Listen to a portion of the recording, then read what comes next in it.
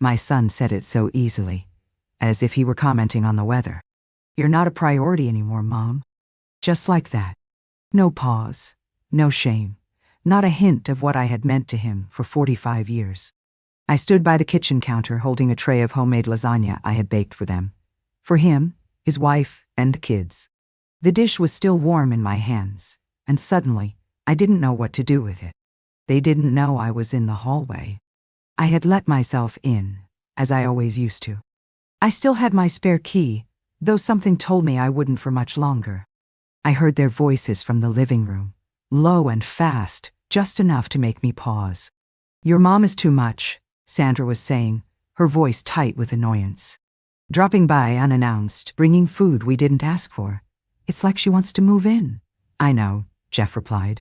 "But I've told her. She's not a priority anymore. We've got our own life. She needs to back off. Not a priority."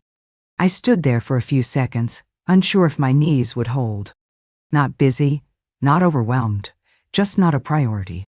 I quietly opened the front door and stepped back outside, making sure it clicked softly behind me. I left the lasagna on their front steps. The drive home was silent. No music, no radio, just the sound of my own breathing and the occasional creak of the old Volvo. The same car Jeff had begged me to buy for him 12 years ago for college. I had bought it, of course. That, and everything else. Back in my own kitchen, I made myself a cup of tea. The kettle whistled as it always had. Nothing had changed, and yet everything had.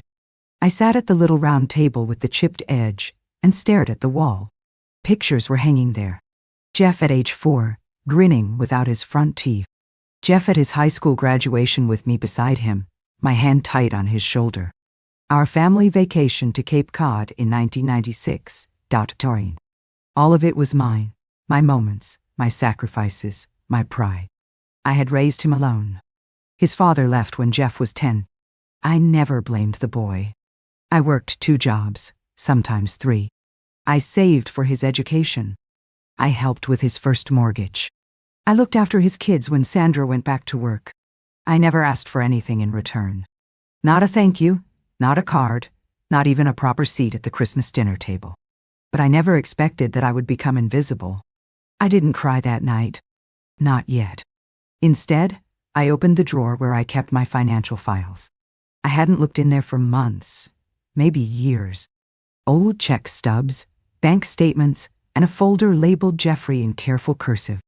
Inside were receipts for private school fees, camp payments, orthodontist bills, and the down payment for their current house. Over $180,000 in total, I realized, flipping through the pages. I had never seen it that way before. I didn't just give him money. I gave him peace of mind, freedom, opportunity.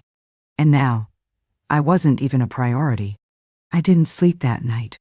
I moved from the chair to the window and back again. I thought about all the times I had swallowed small humiliations for the sake of family harmony.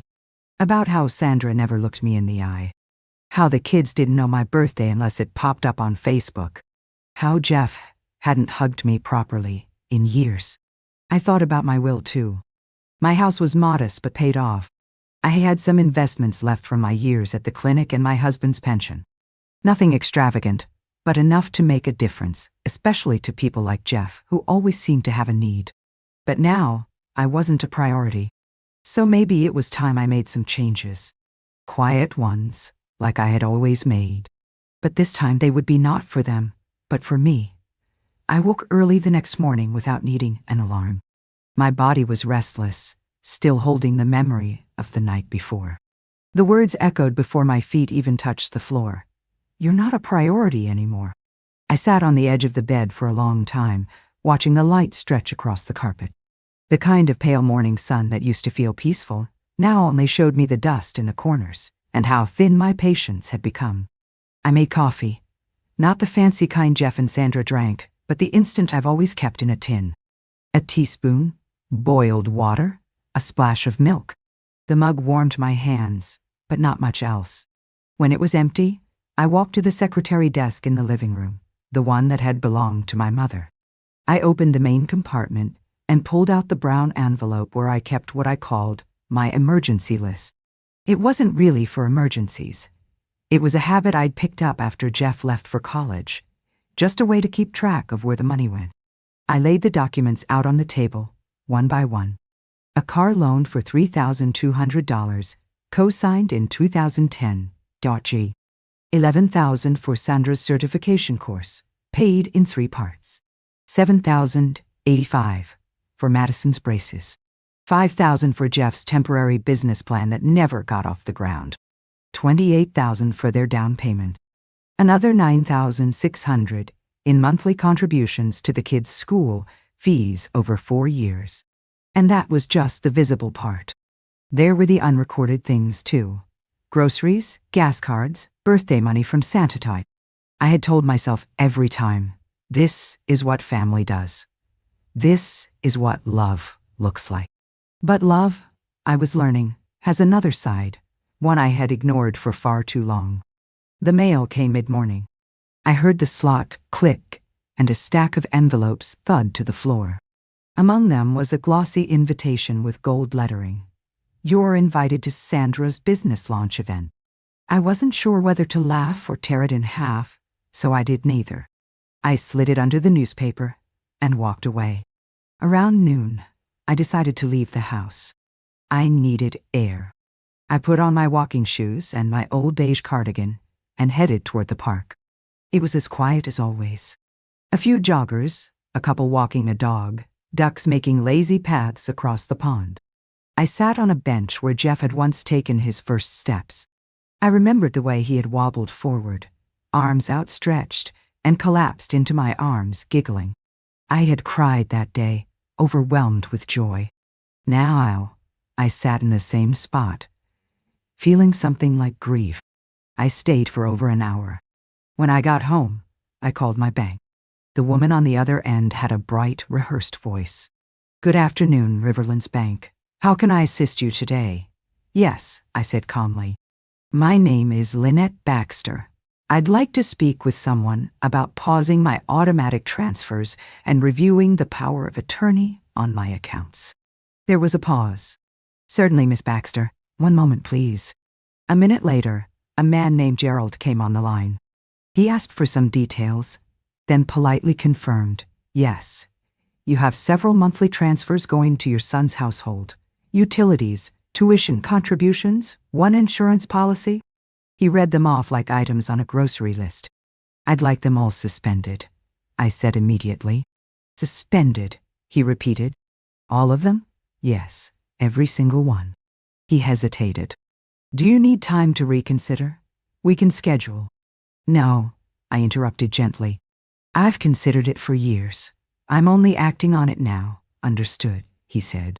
We'll initiate the pause today, pending your signature at the branch. Thank you, Gerald. He was quiet for a moment and added, Ms. Baxter, is everything okay? I smiled a little. Yes, I think for the first time in a long while it is. When I hung up, the house felt different. Not empty, not yet peaceful, but something had shifted. I made myself lunch, a simple sandwich and an apple, and ate it at the table where I had once hosted Christmas dinners for 12. I remembered the laughter, the paper crowns, Jeff carving the turkey like he was the man of the house. I let the memories rise, and then I let them go. That evening, I took out the file labeled Will and Estate. I placed it on the desk, opened it, and picked up a pen. Tomorrow, I would call my lawyer. The lawyer's office hadn't changed in years. Same wood-paneled walls, same framed certificates, same ticking clock above the door that made every silence feel longer. Gerald Monroe had handled my affairs since before Jeff got married. He was a steady man, the kind who didn't smile unless he meant it and didn't ask more questions than necessary. I'd like to update my will, I said, placing the folder on his desk. He opened it slowly, nodding. Anything specific you'd like to change? Yes. I want to remove my son as the primary beneficiary, and I want to create a trust for my granddaughter, Lucy. He paused mid-note, then looked up. Is this recent? I smiled faintly. It's been coming for a long time. I just hadn't found the courage to face it. Gerald didn't ask for more. Instead, he laid out the options, speaking in his measured voice. We discussed revocable versus irrevocable trusts, lifetime clauses, and contingency details. It felt clinical, but I was grateful for that. There was something about being treated like a client instead of a pitiful old woman that made the air easier to breathe. As we worked through the paperwork, my mind drifted to Lucy.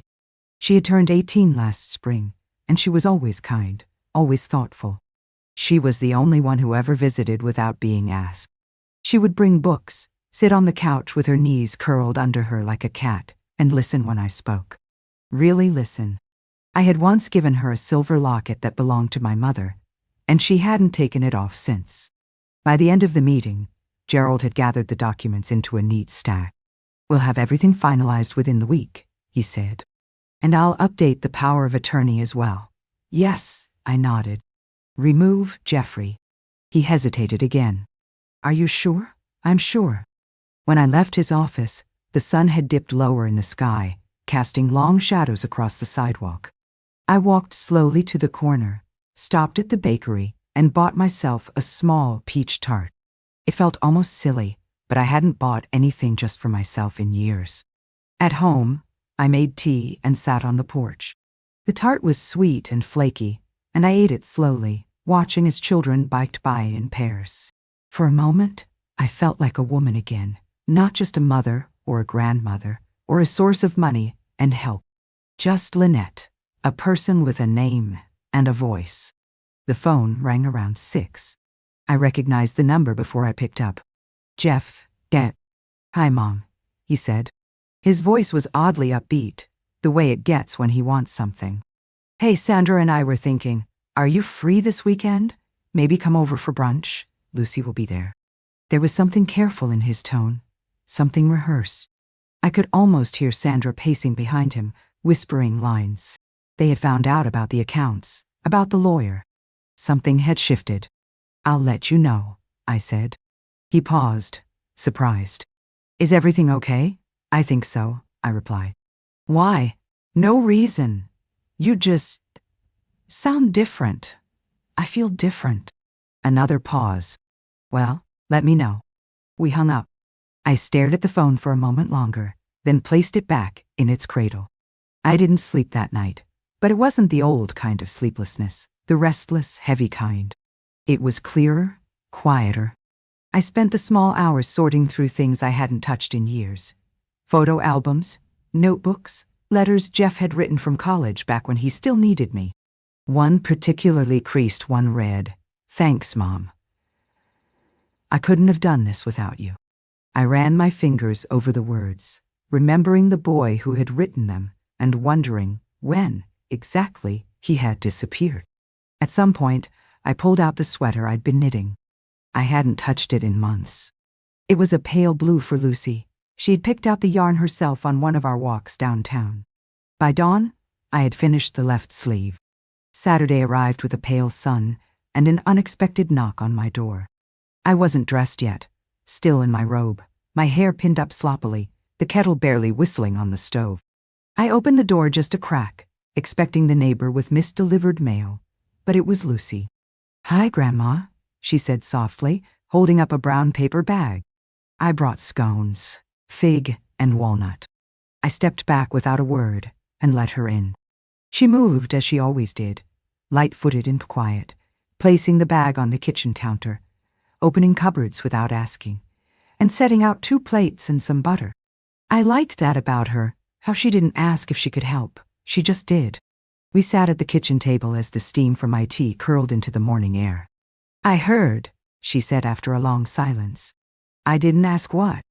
"Dad came home from work yesterday, fuming," she went on. "Something about you freezing the accounts and overstepping. He was pacing around like someone had stolen his keys." I took a slow sip from my mug. "He kept saying it wasn't fair, that you didn't tell him, that you were being dramatic." I looked at her. "Do you think I'm being dramatic?" Lucy broke a scone in half. "I think you're being overdue." I smiled then, a real smile. She reached across the table and touched my hand. "I'm glad you finally did it, Grandma. You've given them enough. Dad doesn't see it, but I do. All of it. The rides, the tuition, the grocery bags, the way you were always on call for their life." I swallowed against something rising in my throat. I always thought, she continued, that if you disappeared one day, they wouldn't notice right away, but the bills would. She said it without cruelty, just simple truth. The silence stretched between us. Then softly I asked, "Are you ashamed of me?" Her head snapped up. "What?" "Jeff said I'm not a priority anymore. That I'm too involved, too much." I paused. Sometimes I wonder if I've made myself ridiculous, giving so much and expecting something back. Lucy's eyes filled with something fierce and sad. "You're not ridiculous. You're rare." The kettle clicked off. I got up to make a fresh pot of tea, needing the movement. My hands shook only slightly now, but it was a steady sort of shake, one I knew how to carry. Lucy stayed until noon. We didn't talk about money again. We talked about the sweater I was making her, about her classes, and about a boy she liked named Jonas, a music major who wore too many rings but made her laugh. When she left, I stood at the window and watched her walk down the street. She looked back once and waved. That small gesture filled me more than 100 brunches ever could. The rest of the day passed slowly. I did the laundry, changed the sheets, and watered the hydrangeas. Then, sometime after 4, I remembered something that made my chest tighten. Tomorrow was Sandra's birthday. I used to keep a note in my planner. I would buy her flowers, always lilies, and a gift certificate to that skincare place she liked. One year, I even baked her favorite cake from scratch, despite the arthritis in my hands. This year I hadn't bought a thing. And for once, I didn't feel guilty. I wondered if they would notice, if they would call and ask if I had forgotten, if they would be surprised to learn that I hadn't, that I had simply chosen not to act. At 7, the phone rang. I didn't answer. At 7:30, another ring. Then a text. "V Mom. Just wondering if you're feeling okay. Sandra sends her love." I didn't reply. Instead, I opened the drawer where I kept my old notebooks, the ones with grocery lists and half-written poems. I found a page from last winter, just a single line I must have written in a moment of pain. "I only love the part of me that gives." I stared at the sentence for a long time. Then, on the line beneath it, I wrote, "Let them learn to love the part that doesn't." Sunday morning began with a breeze carrying the scent of cut grass through my open window. I stood barefoot in the kitchen, slowly slicing an apple. The house was quiet, so quiet it felt like it was listening to me breathe. That silence had once frightened me. Now, it felt like a clean page. By noon, I had received 3 more texts from Jeff. "Mom, did you get my message? Sandra's wondering if you're okay. Call when you have a moment, please." Not a single mention of her birthday. Just vague, suspiciously timed concern, as if it were ticking alongside a dawning realization. At 2:15, the doorbell rang. I wasn't expecting anyone. I paused mid-sweep, my broom still in hand, and glanced through the peephole. It was Jeff. I didn't hesitate. I opened the door. He stood there with a strange mix of confidence and discomfort, wearing his weekend sweater and that faintly furrowed brow he'd had since childhood whenever he rehearsed lines in his head. "Hi," he said. "Hi. I was in the neighborhood." Of course he was. I stepped aside. "Come in." He walked in like someone used to the space but not quite at home in it anymore. His eyes darted toward the kitchen, then the hall, as if scanning for signs of disorder or drama. "You've been quiet lately," he said as he sat down at the dining table. "I've had a lot to think about." He cleared his throat. "Look, if this is about what I said—" "It is," I interrupted gently. "But not just about that." He blinked. "It's about years of giving," I continued. "Of showing up, paying, organizing, and bending over backward to be useful, and slowly watching myself disappear in the process."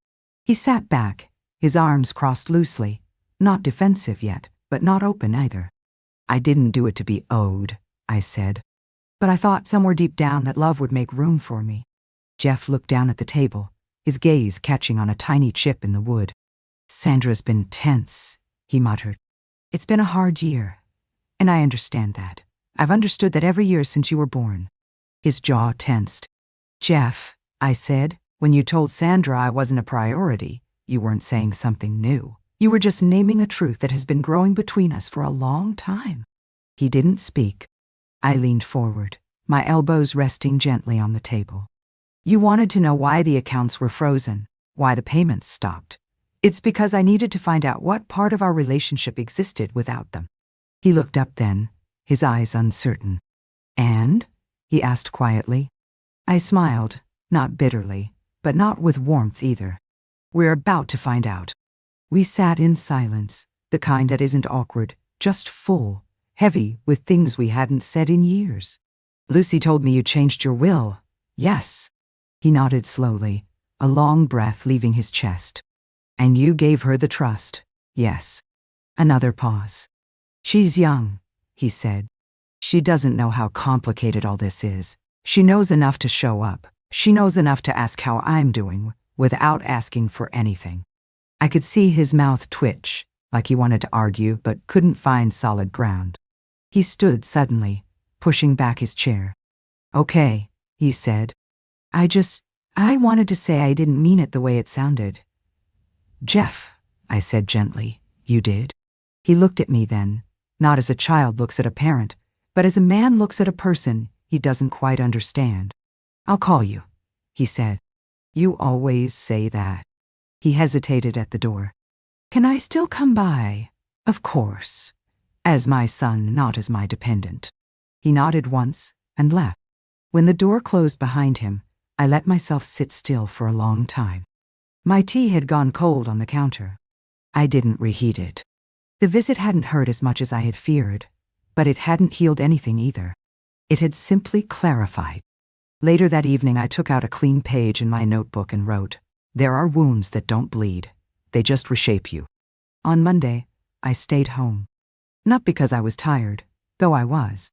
Not because I had chores, though I did. I stayed home because I wanted to know what quiet felt like when it wasn't forced on me. It rained that morning, a steady, cleansing kind of rain, the kind that makes you want to light a candle for no reason. I did just that, a cinnamon-scented one from a drawer I rarely opened. I brewed tea, not from habit but from choice, and sat by the window with my knitting in my lap. The sweater for Lucy was nearly done, just the hem and buttons left. By noon, I checked the mailbox. It was a habit, mostly. Bills, junk mail, a flyer about roof repair, and then a pale blue envelope with no return address. Inside was a folded card, plain on the outside. Inside, Sandra's handwriting, Lynette, I'd appreciate a conversation when you're ready about your recent decisions. I believe some misunderstandings have caused damage. I hope we can repair things. Andra.d. I read it twice, then slid it back into the envelope and placed it under a stack of coupons I would never use. There was no, "I'm sorry," no, "we've hurt you," just misunderstandings, as if I had misplaced a receipt, not been sidelined in my own life. By mid-afternoon, the phone rang. Not Jeff, not Sandra, but Lucy Dyer. "Hi, Grandma," she said, her voice softer than usual cautious. "Dad came home really quiet yesterday. Did he tell you he visited?" "Yes." He looked like he'd been through something. I smiled faintly. "He has." She was quiet for a moment. "He said you were different." "I'm different." "How?" I stopped believing that loving someone means losing yourself. Lucy was quiet again, then said slowly, "I'm glad you didn't lose yourself for me." I let that sit between us for a long breath. After we hung up, I returned to the living room. It was getting darker, the clouds thick and silver. I lit another candle, opened the windows just a crack, and let the breeze carry in the scent of wet pavement and pine. I thought about Sandra's note, about Jeff's silence, about how some people apologize with words and others just leave a door cracked open and wait. But I wasn't waiting anymore. Instead, I found the manila envelope from Gerald Monroe, my lawyer. The trust documents were there, notarized and final. I held them for a moment, not like a weapon, but like a shield. I had something of my own now. Not just money, but boundaries, direction. A new chapter that didn't start with someone else's needs. That night, I pulled out an old shoebox from the top of the closet. It held all the letters I had written and never sent, mostly to Jeff, a few to myself. One was addressed to who I was before everything. I read one from 2012, when Jeff had just taken out a second mortgage, and I had covered it. The letter was short. "Yeah, I hope this helps. I know you're trying. I just want you to know that I see you. I still remember when you couldn't tie your own shoes. I'm proud of you always. Mom died." I folded it again, pressing the edges tight. I wasn't sorry for giving, but I was done believing that giving should be endless. That evening, I wrote a new letter to the woman who had made it through. You were never just a mother. You were a builder, a healer, a compass. They forgot, but you didn't. And now you remember. Let that be enough. I placed it in the box on top of all the others. Then I turned off the lights, sat by the open window, and listened to the rain. Tuesday morning brought a strange quiet. It wasn't silence. There were birds outside, the low hum of a lawnmower on the next street, the usual tick of the hallway clock. It was a different kind of stillness inside me.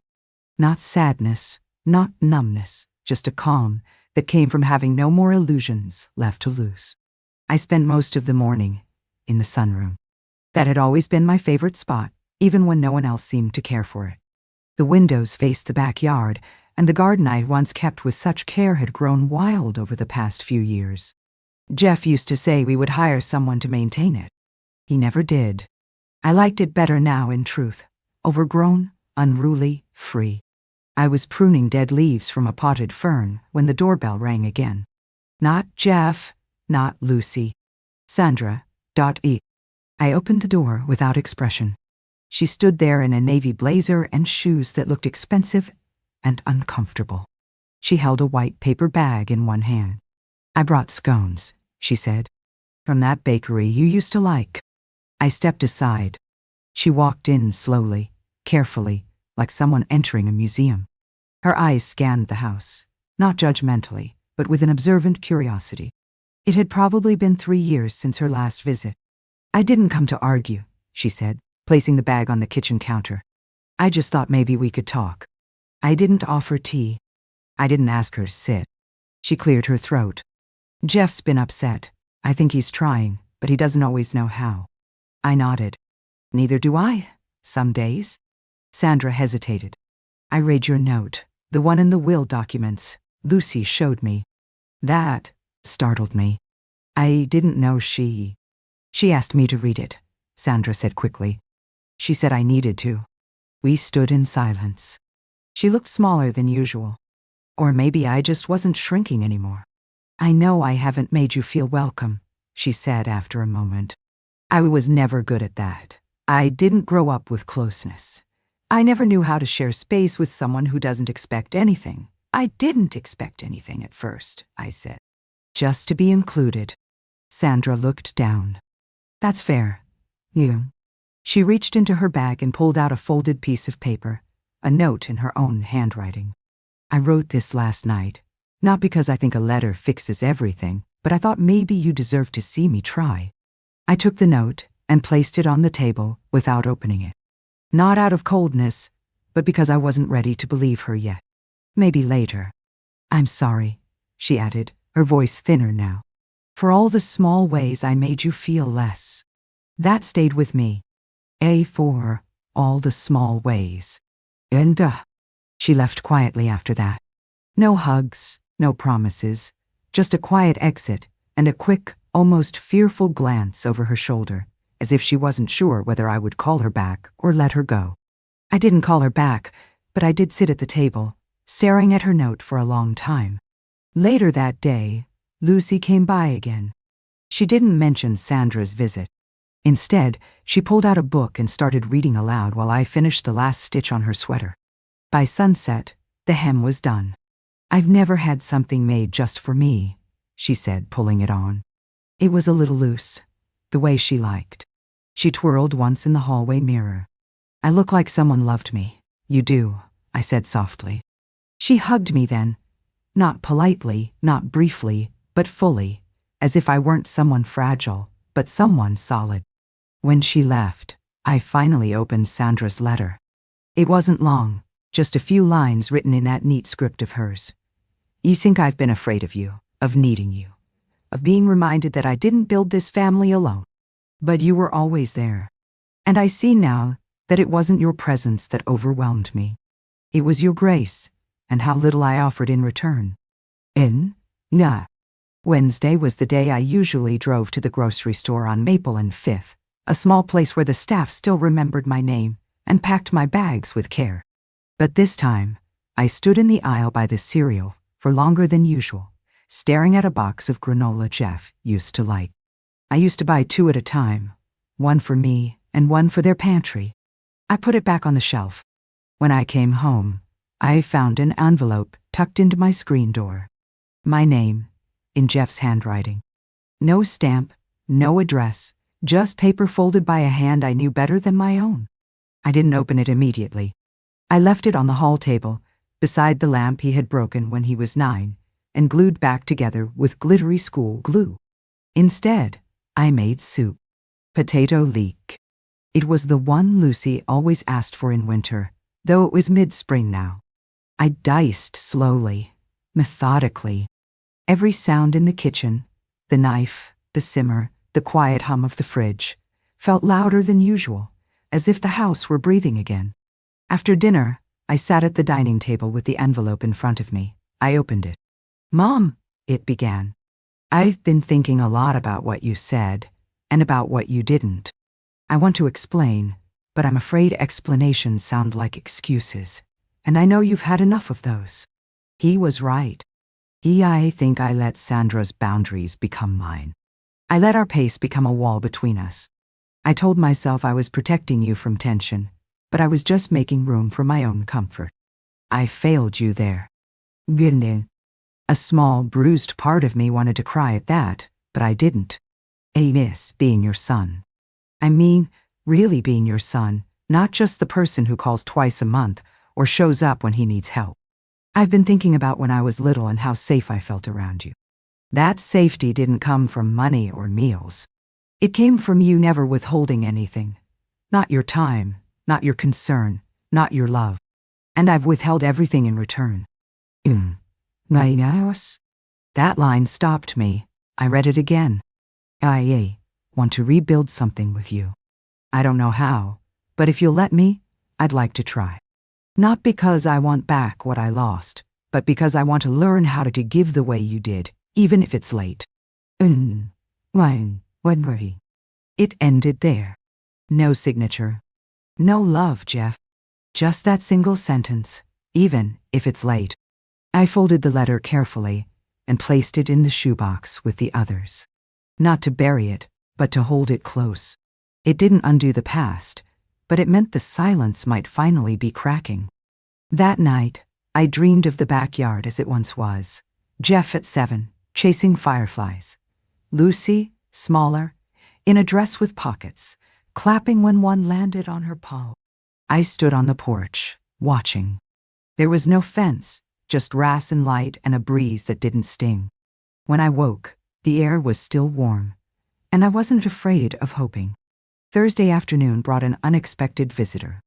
I was folding laundry in the den when I heard the knock, 2 sharp taps, then one softer, as if someone were unsure they should be there. I opened the door, expecting Lucy, or maybe even Jeff again. But it was my neighbor Miriam. She and I had shared a fence for over 30 years, trading tomatoes and gossip in equal measure, but we had drifted in recent years. I don't think we'd had a real conversation since her husband passed.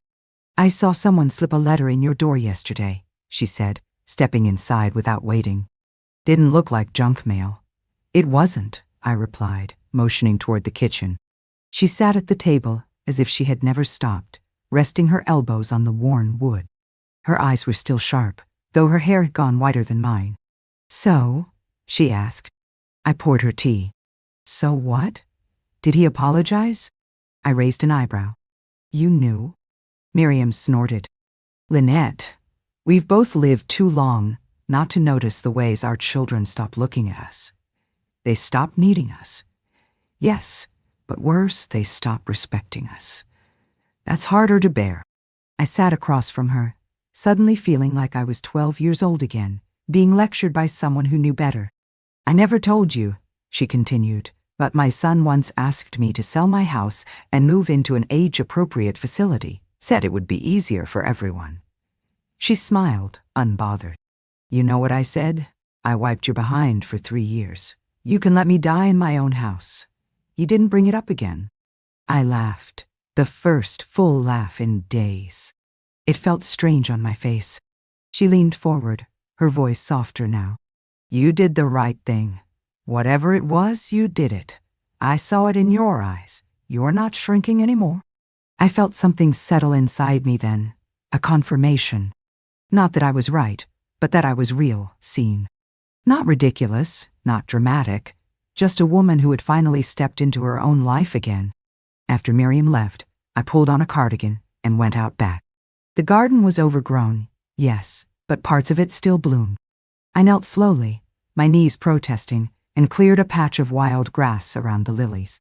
They were stubborn, those flowers, coming back year after year, no matter how neglected. I was brushing dirt from my palms when I saw Lucy standing by the fence. Need help? She called.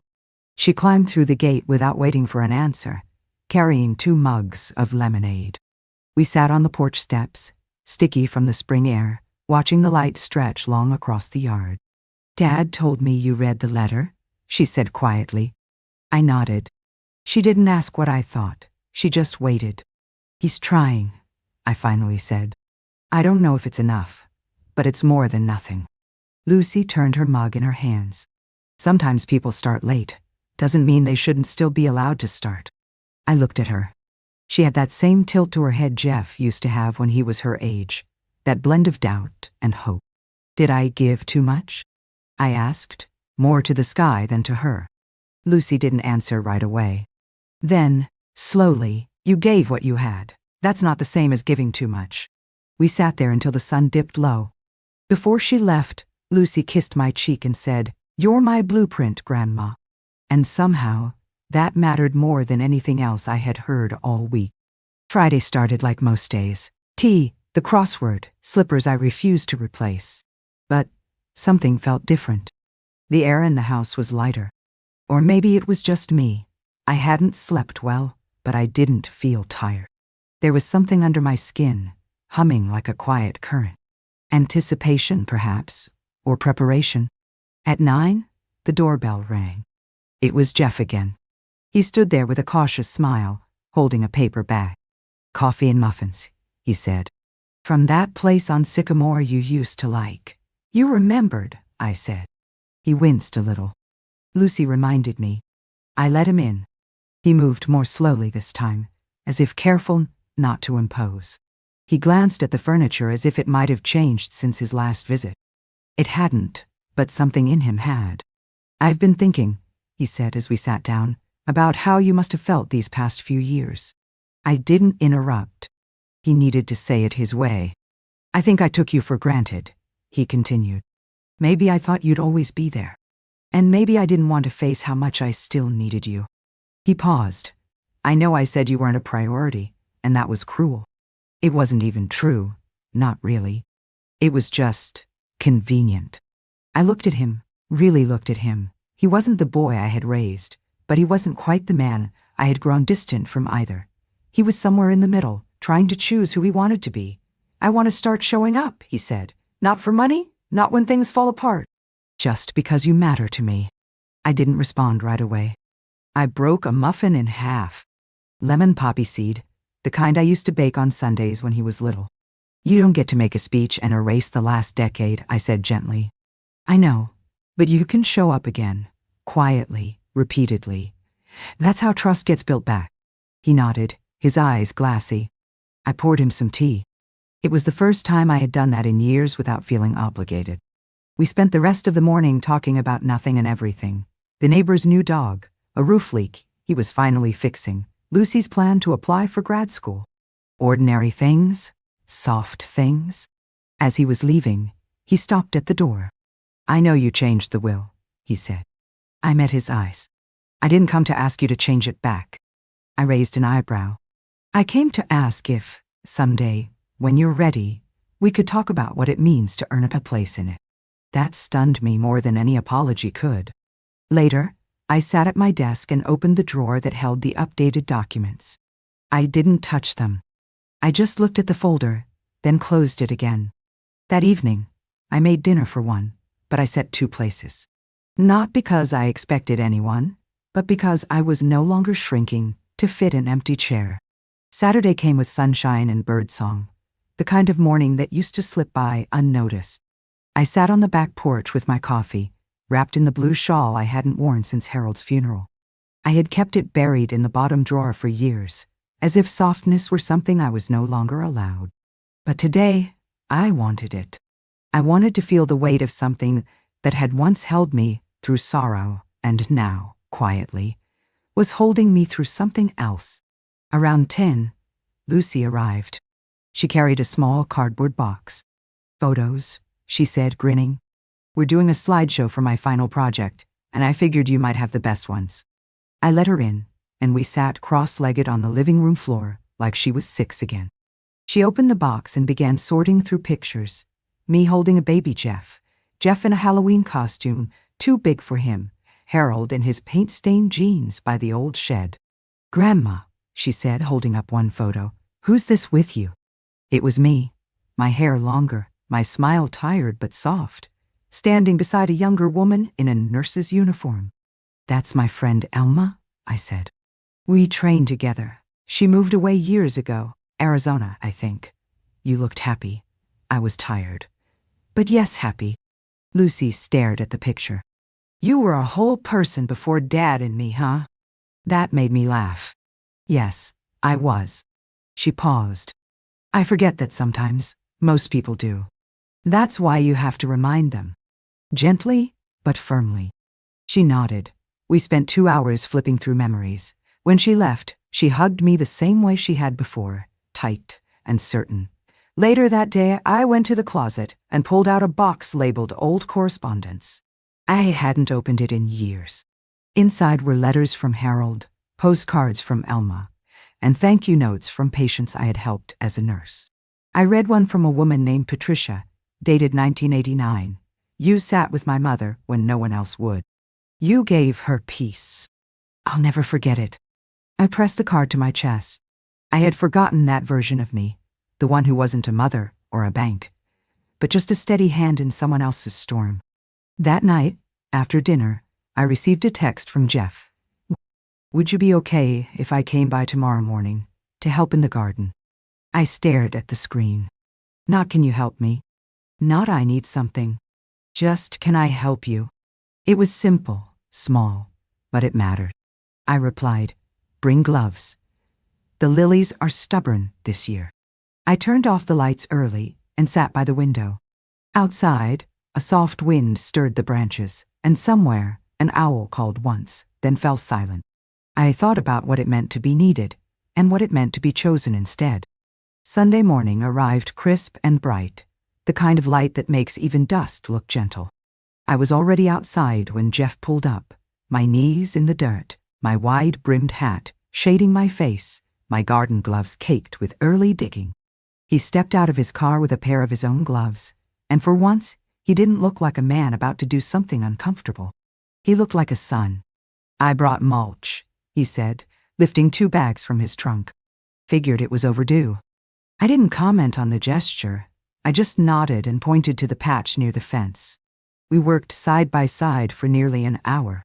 No music, no small talk, just the occasional instruction. "That one's not a weed," or "be careful by the roots." I was surprised by how quickly we fell into a rhythm. His hands, though less practiced, moved with effort. He didn't ask to be praised. He didn't check his phone. When we paused for water, I handed him a glass and sat down on the porch step. "Remember when you planted a row of carrots and forgot to label them?" I asked. He smiled. "I thought they were weeds and yanked them all out. You cried for an hour." He laughed, wiping sweat from his brow. "You let me believe for weeks that they just hadn't sprouted yet. I didn't want you to feel like you'd failed." He sat beside me then, a little closer than before. "You always covered for me," he said quietly, "even when you shouldn't have." I didn't respond, not with words. After a long moment, he said, "I don't want that anymore. I want to see things as they are, even when it's uncomfortable. That mattered more than any apology. Later, while he pulled weeds, I trimmed back the climbing ivy. The sun had risen higher, and the air was warmer now, but not heavy. I moved more slowly than I used to, but I didn't feel old. I felt steady. When we finished, he stood and looked at the yard. "It's coming back," he said. "It was always here," I replied. "It just needed space to breathe." He nodded, then asked, "Can we do this again next week?" I looked at him. "Do you want to?" "Yes," he said. "I do." That afternoon, after he had left, I showered and changed into a dress I hadn't worn in years, a pale green, soft cotton one. I let my hair dry in the sun and sat by the open window with a fresh notebook. On the first page, I wrote, "Today, my son worked beside me, not because he had to, not because I asked, but because he wanted to. There is a difference between being needed and being valued. I am learning it late, but I am learning it." I closed the notebook and placed it in the desk drawer beside the trust papers and the letter from Sandra. That evening, Lucy called. "I saw Dad's shoes in the garage. They were muddy," she said, teasing. "He helped in the garden," I told her. She was quiet for a beat. "Good. I think he needed that. So did I." We talked for a while. Nothing deep, nothing dramatic, just enough. Before we hung up, she said, "Grandma, yes? I think you're becoming someone new." "No," I said. "I think I'm becoming someone I used to be, before I forgot myself." Outside, the light faded. The lilies by the fence caught the last of it, bent but still blooming. Monday came with a quiet purpose. I spent the morning in the attic, something I hadn't done in years. The ladder creaked under me. Dust floated thick in the sunbeams, and boxes lined the walls like old friends I had once known and stopped calling. I wasn't sure what I was looking for. Maybe nothing, maybe just proof that my life had roots. I found a box labeled Jeff, school. Inside were spelling bee certificates, a Pinewood Derby car, and drawings of lopsided houses labeled home. I sat cross-legged on the floor, holding one crayon portrait of 3 figures holding hands. One was clearly me, with short hair and a triangle dress. One was Jeff. The third was Harold. Jeff had drawn him in, even though by then, Harold was already gone. Children draw what they wish for. Under the papers, I found a birthday card I didn't remember. It was signed, "Thanks for everything, Mom." I know I don't say it enough. No year, no envelope. Just that. I held it carefully. It wasn't everything, but it was something. Downstairs, the phone rang. I let the machine catch it. Miriam's voice filled the room. "Lynette, I'm heading to the community center later. There's a legal aid talk. You mentioned reviewing your documents. Let me know if you want to come." I didn't need the advice, but I appreciated the offer. People were beginning to see me again. Not as fragile, not as a shadow in her own house, but as a person. That afternoon I opened the trust folder. Everything was in order. Lucy's name was clear and firm. There were clauses for health care, contingencies, and timelines. I had done it carefully, but now I wanted to do one more thing. I called Gerald, my lawyer. "I'd like to add a clause," I told him. "An addendum?" he asked. "What kind?" "A letter," I said. "Not legal, just personal. I want it attached to the documents. Something Lucy will read one day. Not now, but later when it matters." He didn't ask any questions. He just said, "Bring it in when you're ready." So I wrote to Lucy. "You have my name, my voice, my quiet. You have my strength, though you may not always feel it. I want you to know that none of this home, this choice, this legacy, is meant to burden you. It is meant to remind you that you were always the one who saw me whole. When others took pieces, you stayed soft. And from that softness, I found something stronger than I knew I had. Keep choosing love that costs nothing, and set boundaries where love expects payment. And never, ever forget that you were my turning point. Not because I gave to you, but because you gave back." I signed it with my full name. Not Grandma, not Mom. Just me. That night, I sat by the window again. No candle this time. No pen. Just the sound of the wind in the trees, and a feeling I hadn't had in years, like I was ready. Not to let go, but to move forward. Outside, the garden was growing wild and green, just the way I liked it. A little tangled, a little stubborn, but alive. Tuesday came with soft skies and a breeze that smelled of lilac and something older, like a memory you didn't know you still had. I woke early, not from restlessness, but from something quieter. Readiness. There was nothing I needed to do, and yet I dressed with care. A long skirt, a pale blouse, small earrings I hadn't worn since Lucy's middle school graduation. I was sipping coffee by the window when the doorbell rang. Not a visitor this time, but a delivery. A small box with my name on it and no note. I brought it inside, set it on the table, and opened it slowly. Inside was a framed photo. Jeff, maybe 10 years old, sitting on my lap, both of us mid-laugh. A real laugh, not a posed one. I didn't remember the photo being taken, but I remembered the moment, the way he had leaned into me as if he still believed I could fix everything. There was something else beneath the frame, a folded piece of paper. I unfolded it. Found this in a drawer I hadn't touched in years. I wanted you to have it. Not because it makes up for anything, just because it's real. And I think we both need real. No signature. Just that. I sat for a long time with that photo in my lap, my fingers curled around the frame as if it might shatter. I didn't cry, but my breath caught once, and I let it. Later that day, I decided to make dinner. Not because someone was coming, not to prove anything, but just for the joy of it. I roasted a chicken, made biscuits from scratch, and even pulled the preserves from the back of the shelf that I had been saving for years. The house smelled like something warm was healing. At 5, the phone rang. "Hey," Jeff said. "Lucy and I were wondering, would it be all right if we stopped by, just for a bit? We won't stay long."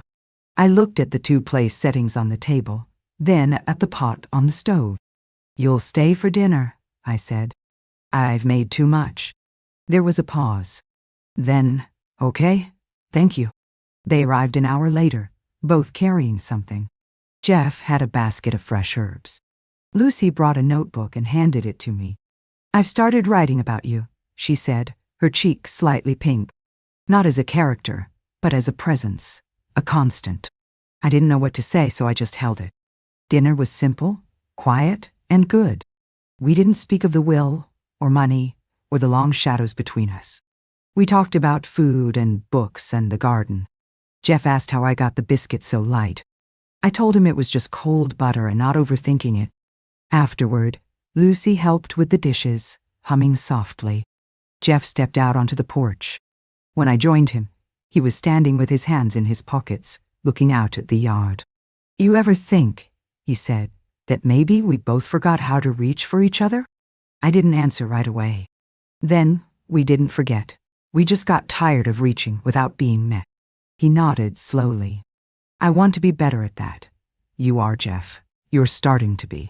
He turned toward me, something close to peace in his eyes. "I know I've lost things," he said. "And I know I don't get to reclaim them just because I've changed my mind. But if you ever feel like there's room again, I'd be grateful." I looked at him, this grown man I had once bathed, fed, and defended, and later distanced. "There's room," I said. "But not the kind you fill by accident. The kind you earn by staying." He nodded. Before they left, Lucy hugged me as she always did, whole, full, without reservation. Jeff hugged me too. For the first time in a long time, it wasn't stiff or half-hearted. It was a son's hug. After the door closed behind them, I stood in the kitchen with the leftover warmth still lingering in the air. I picked up Lucy's notebook and opened it to the first page. Is not a symbol. She is not a ghost. She is the breath between generations, the silence that holds the weight, and the hand that never dropped a thread. I closed the book, my heart full in a way I hadn't felt in decades. Tomorrow, I would walk to the post office. I had a letter for Gerald, not to change anything, but to add one more clause, one that said, in case he truly comes home, not just to visit but to stay, I would like to leave the door unlocked. Wednesday morning, I woke with the light already spilling across the floor. No alarms, no plans, just a full breath and the steady rhythm of my own feet as I moved through the house. I opened the windows. I changed the linens. I watered the lilies. It felt like a ceremony, though no one else would have seen it that way. By mid-morning, I walked to the post office with a letter for Gerald. A final adjustment to the documents, not to change the will, but to expand it, to acknowledge something living. Not forgiveness, not a reversal, but a possibility. The clerk behind the counter was young and cheerful, and asked if I needed tracking. I told him, no. Not everything needs to be watched. Some things you just send and trust, they'll arrive. On the way home, I stopped at the corner cafe. I hadn't sat there in years. The waitress didn't recognize me, but she smiled kindly when I ordered. I took my tea outside, sat beneath the faded green awning, and watched the world pass by. At the next table, 2 women about my age were talking quietly. One of them mentioned her daughter, the other, her bad knee. I listened, not because I meant to eavesdrop, but because the sound of older women taking up space without apology felt like something holy. When I got home, I changed into my gardening clothes and went out back. The yard was blooming now, not neatly, not perfectly, but fully. The hydrangeas had burst open. The lilies swayed in the breeze like they had been waiting for someone to notice. I knelt beside them and dug my hands into the earth. I thought of the years I had given and the ways I had been erased.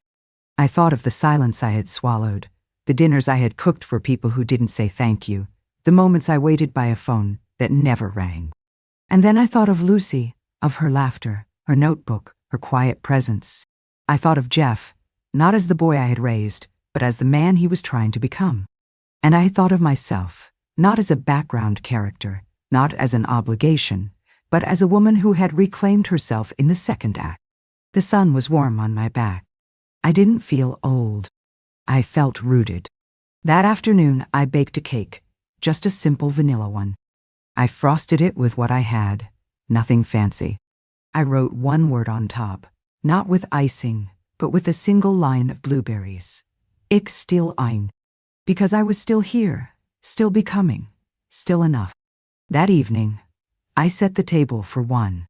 Not out of loneliness, but out of celebration. I lit a candle. I served myself a slice. And I wrote one last thing in my notebook. There comes a time when you stop asking to be seen and start seeing yourself. I am no one's second thought. I am not background music in someone else's story. I am the voice that kept singing when the room went quiet. Round. Please subscribe to my channel.